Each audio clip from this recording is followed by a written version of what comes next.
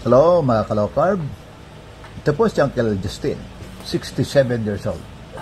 Simula ngayon ay June 17. Gagawin ko ang 2-minute plank challenge araw-araw. Ito ay sa loob ng 30 days.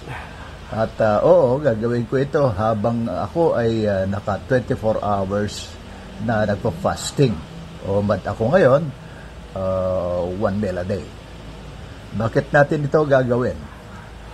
Una, para palakasin ang core, ayusin ang postura, suportahan ang likod, mawasan ang bilbil, at higit sa lahat para hasain ang ating disiplina.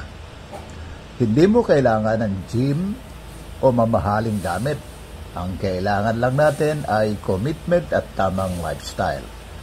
Kung ako nga na isang senior ay kayang-kaya pa, ikaw pa kaya?